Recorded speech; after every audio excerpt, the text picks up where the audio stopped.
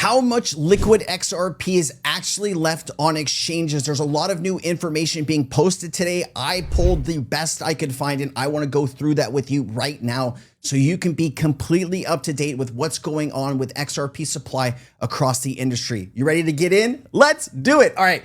I hate reading stuff like this. Like, it's so bunched together. I moved everything word for word to Lexi, and let me just go to Lexi, okay? Answer 1, loose liquid XRP on exchanges. Based on the recent on-chain data and market analysis as of late November 2025, the total loose liquid, i.e. XRP, held on exchanges, wallets available for trading across major retail centralized exchanges like Binance, Upbit, Bithumb, OKX, and others is estimated to be around 5 to 6 billion XRP. The figure accounts for ongoing outflows.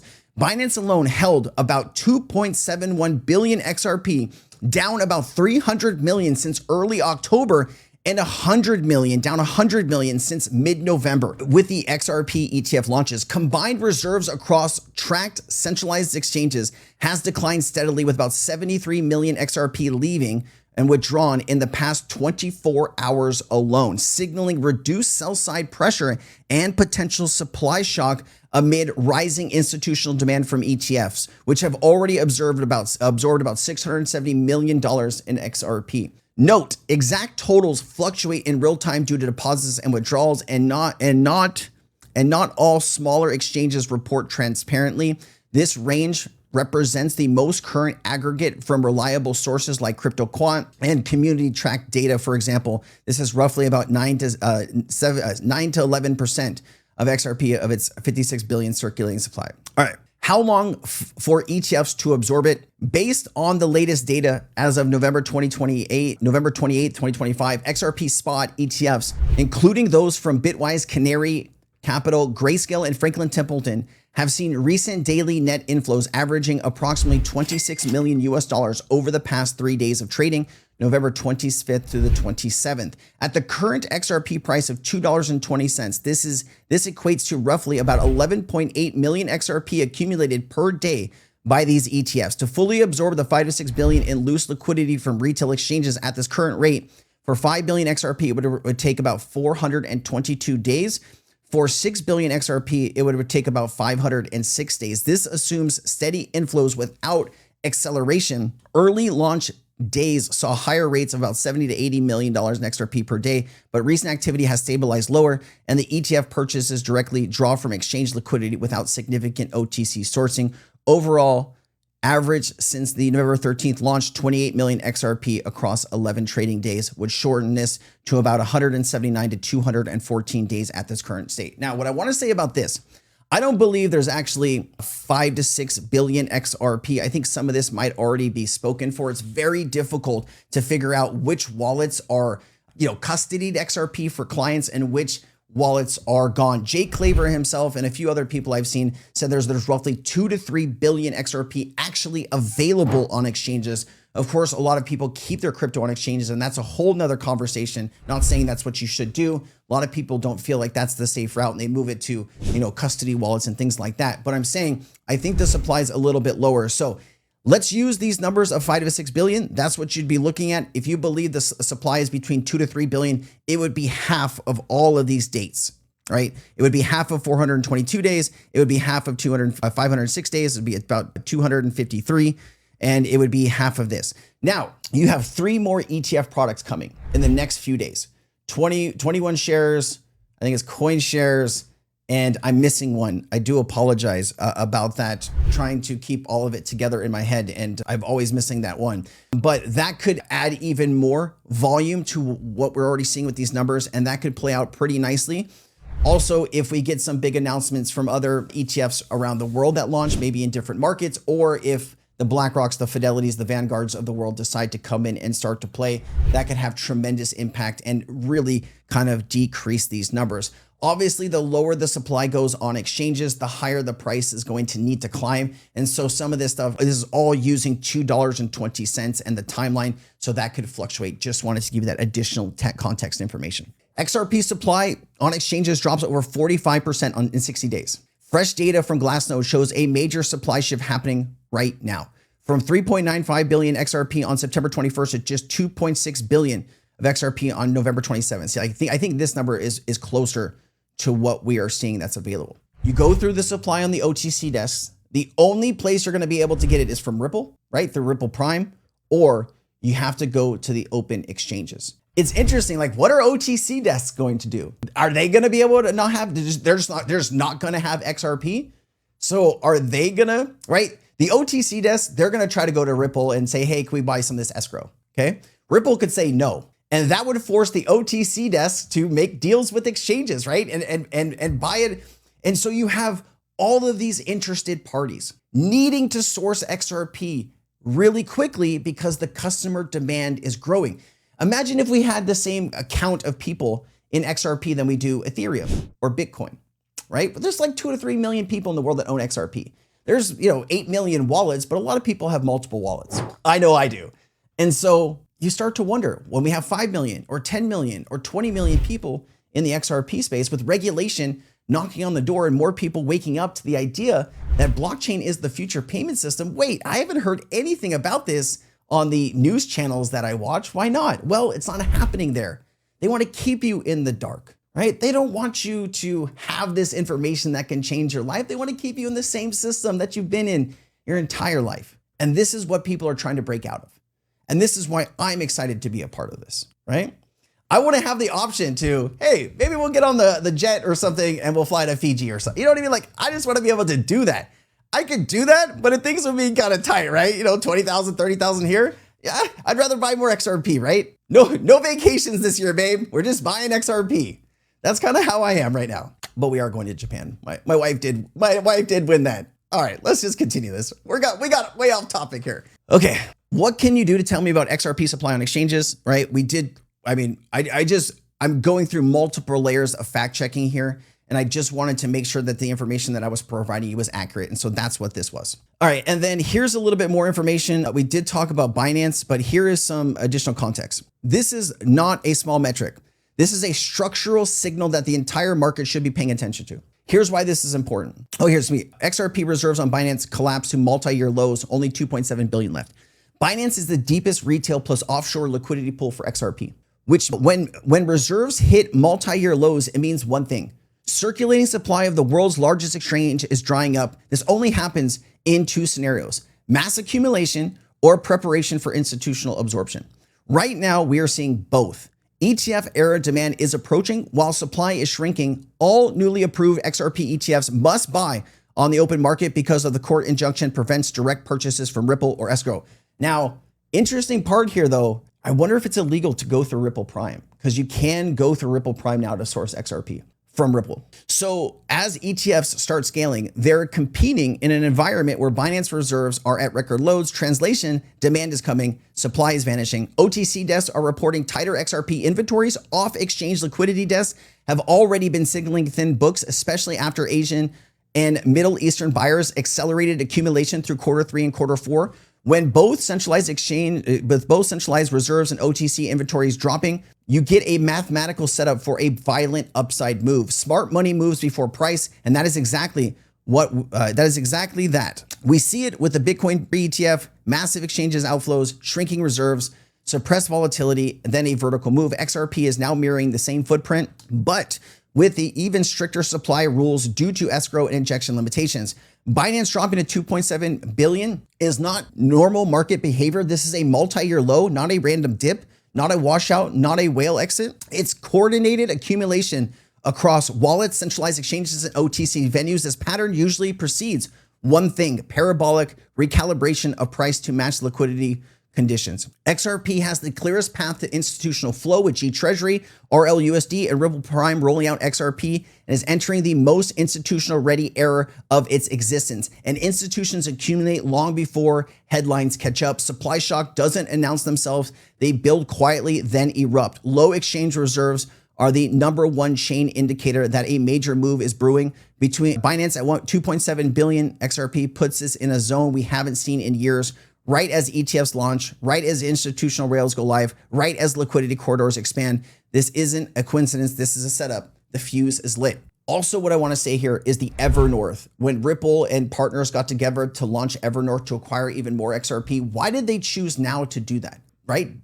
I think they understand what's about to happen with the supply, and they wanted to make sure that they got this company set up and funded before things really started to take off. And I'm not saying that I have a crystal ball and I know what's going to happen in the future, but I think you can take a look at what's happening here and understand that these are all positives for the XRP ledger, right? I'm not seeing any negatives here.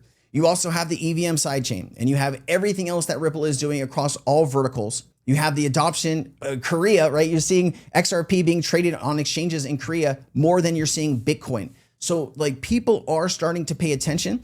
And as more ETFs and more products become available, as more retail customers understand that crypto is the future, what do you think is going to happen to XRP supply? I mean, like, let's seriously, what do you think is going to happen here? All of this new demand, you have all of this development and new companies and institutions building on the XRP ledger.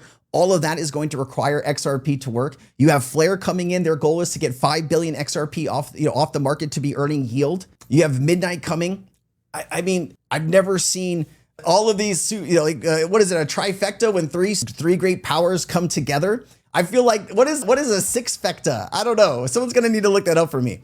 But I'm excited. I think you can tell that. This is like my 1800th and something video on XRP. I've eat, slept, bleed, everything into XRP last 5 years of my life. And this is the most excited I've been. I don't know if that's an indicator that we can use, right? Not the Binance thing, but the crypto sensei excitement indicator. But I feel it. I feel it. I don't know if you feel it too, but things are looking cool. Okay, now I did want to address something, and I need to do some extra due diligence and try to dig into this a little bit more. But Chad Steingraber posted this, and I brought this up in another video I did today. But let's take a look at this. This speaks to can OTC desks buy XRP from Ripple through Ripple Prime, okay? Yes, Ripple can sell XRP to OTC clients, although it has previously stated that it has ceased its old OTC sales model in favor of selling XRP through its on-demand liquidity product. However, Ripple has also launched a new institutional-focused digital asset prime brokerage called Ripple Prime through its acquisition of Hidden Road, which enables U.S. institutions to execute over-the-counter spot trades in major digital assets, including XRP. So it looks like there's a way that Ripple was able to get around this and still being able to sell XRP to some of these OTC desks and having them buy. And remember, some of these OTC desks are not in the United States. That's why Ripple probably can sell to them. If they're in the US, Ripple would have a problem with that, I would imagine, because of the court order. So I need to just dig into that and do some extra due diligence to better understand that so I can talk to you about it. Ripple Prime. This new platform allows institutional clients to trade major digital assets, including XRP, over the counter. This is different from Ripple's old OTC sales model, which involves selling XRP directly to sophisticated counterparties at a discount. Past OTC sales in 2024 legal filing, Ripple stated that it had ditched the OTC sales model and that all sales were now conducted through its on-demand liquidity product. Future possibility. The new Ripple Prime platform creates a channel for institutional clients to engage in OTC trading with Ripple, which could be considered a new form of OTC sales. I'll bring you as much data as I can about this over the next few days. Escrowed XRP, Ripple CTO has also confirmed that the company can sell rights to the XRP locked in its escrowed account, though the tokens themselves cannot enter circulation until their scheduled release date. Now, I haven't seen this happen just yet massively, right? We are still seeing 1 billion XRP being unlocked every month, and usually about 70% of that is relocked. We have seen some months where there's maybe a little bit more, and we have seen some months that there was, less. So I will also put a video together with those numbers. We'll look at last year, we'll look at this year, and so you can really have a good understanding of how much Ripple is relocking up. And I will keep a very close eye on this and give you the information that you need to know in the future here. And did we forget about the bank? What are we doing? Ripple's National Trust Bank. Ripple is seeking to become a charter bank. In case you didn't know, this charter would allow Ripple to custody digital assets, facilitate lending, and potentially gain direct access to Fed services such as the Federal Reserve's FedNow system for instant payments, or even participation in the discount window for liquidity support. So now, I don't think this matters too much. FedNow is not a blockchain system. It is a centralized system at the Fed. This is often what we talk about on this channel, that the Trump administration wants to upgrade our financial rails again, right? The FedNow was supposed to be the new system. If you wanted to make a new system on top of the new system to replace FedNow, The only way that you're going to be able to do that quickly and efficiently is going to work with technology that has already been created. Now, this is something that I went down a deep rabbit hole. I was exhausted last night laying in bed watching Stranger Things, catching up on season 4 before I watched season 5. And my brain just started going 100 miles a minute with how do I dig into the US building a new payment system? What technologies would they use? And I stumbled onto something that I really need to show you. I need to put it together because it's still all in a bunch of searches, but I learned so much yesterday and I think you're really going to enjoy that. So stay tuned. Ripple has formally applied for the US bank charter. Basically here, guys, there was a 120-day period. I think it was like July 30th or 31st. We're still waiting to hear from the OCC. This could take up to 9 months to 12 months. People were hoping it would be faster. There's still a lot to come. All right, and now here is an updated XRP rich list. I'm not sure where you guys are on this list, but there are 73,000 people in the world that have about 50,000 XRP. It's 146,000 people that own 23,000 XRP. There's 220,000 people that own 15,000, almost 300,000 own 10,000, 366,000 that own 8,000, and there's 733,000 that own 2,311 XRP.